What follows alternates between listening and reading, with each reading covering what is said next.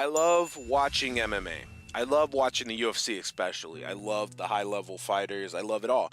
But what I love more is I love picking winners. I love watching the fight and calling the fights. Now, everybody's wrong a lot. You're not gonna get it right 100% of the time. There's just no way. It's impossible. It's absolutely impossible. But there's some key signs, key little things that you need to focus on. If you're gonna bet on MMA, just hear me out. Hear me out. This is all I gotta say. I'll give you a few things and then you do you. First, let me give you the don'ts. Don't go by records, because records can be padded with favorable matchups, and don't go by stats, because stats mean nothing when it's favorable matchups, and don't use MMA math. If Matt Serra beats GSP, doesn't mean he beats Matt Hughes and then drops the belt to Matt Hughes, and then GSP beats Matt Hughes. Do you understand what I'm saying? That's not how it works. MMA math will never, ever make sense because the sport is too unpredictable. It really comes down to how the fighter fights that night. They could train perfectly, have the perfect game plan, but if they don't execute that night, it's done. That's like the key thing of it. So number one, watch the weigh-in before. Watch the weigh-ins, not the big one with the crowd watching and they come and flex in front of the crowd and Dana White and Joe Rogan are out there. I'm talking about the one in the dark room with the press, and it's actually them making their weight. Notice key signs. There's key signs that can tell you your fighter is not in a good way. TJ Dillashaw, 125, looking like a skeleton. Stephen Wonderboy versus Pettis. Look at his face. His face was sunken in. He looked like a skeleton. Kevin Lee versus Tony Ferguson. Kevin Lee looked malnourished, and he had a very noticeable staph infection right there on his chest. That was very obvious that you could see. These signs right here are telling you this guy is not healthy. He's not at 100%. Cutting 15 pounds of water weight will affect you.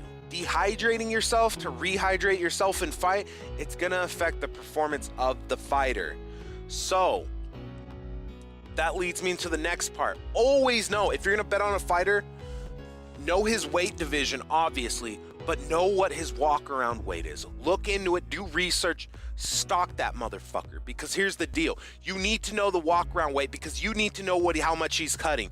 You need to know if he's cutting fat, or you need to know if he's one of those fighters who just dehydrate themselves a week before the fight, cut 15 pounds of water weight, and then rehydrates himself and tries to perform, because that is very unhealthy, and that's going to affect their performance. Like Stephen Wonderboy Thompson, especially now because he's 36 years old, him cutting 15 pounds of water weight, dehydrating himself, and then rehydrating himself in under 24 hours to, or excuse me, in under 48 hours to fight, that's gonna fuck up his performance.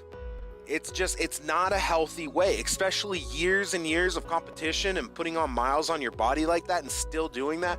It's not gonna make it. There's a reason why, if you notice, older fighters will usually jump up a weight class. The majority of them. There's always exceptions, but older fighters will always move up a weight class because the weight cut is hurting them. It's affecting them, and they know it.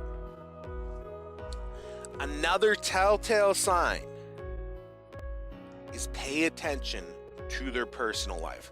If you're gonna bet on a fighter, if you're gonna bet on fights, period, I'd say this is the best thing I could say. A month before the pay-per-view you're planning on putting big money on, follow all the fighters you're betting on social media. Find out what they're doing. John Jones is great because I've said it many times. John Jones only focuses on fighting. When he was suspended, all he focused on was fighting. I mean, he did a little something to make money, but he was doing grappling tournaments. He was doing this. He stayed training. Tyron Woodley made rap albums, TMZ, shooting movies. You cannot, these fighters, if they have their foot in like 4 different doors at the same time and they're gonna go fight someone who's a serious threat to them, that's not a good look. Rethink if you're betting on them. That's not a good look. They're not focusing on them. If it's a favorable matchup, if it's someone like, let's say it's Favorable matchup. Edson Barboza versus Khabib is a good example.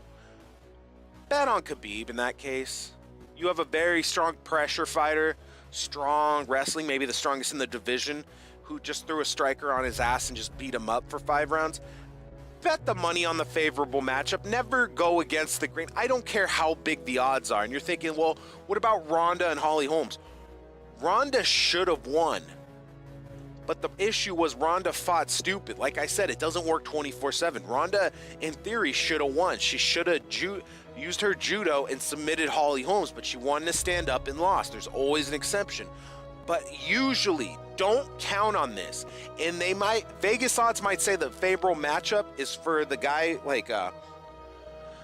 don't listen to Vegas odds. Because I keep watching them and they don't understand, I don't know what they understand. They might have guys on it. I don't know.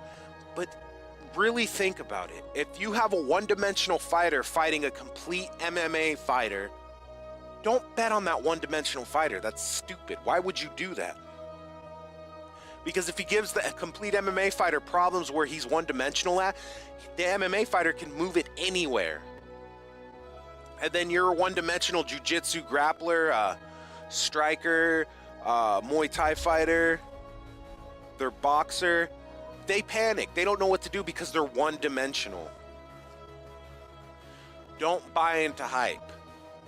If a guy comes off of amazing knockouts like Johnny Walker, don't start betting on Johnny Walker because he looks amazing against these literal who's. All right, because we saw the same thing with Dominic Reyes. Dominic Reyes looked great. He looked like an all-star. As soon as he fought Volkan Ozdemir, what was that? He didn't look as good in his last fights. Expect the same. Do not bet on these newer fighters who are coming up who look amazing, because as soon as they get tested, the story will change. Dominic Reyes beat out Volkan Ozdemir, right? But that was a controversial win. A lot of people don't even agree with that win. These are just some little things that we need to keep in mind when we put money, especially big money, on MMA fights. That's all I can say.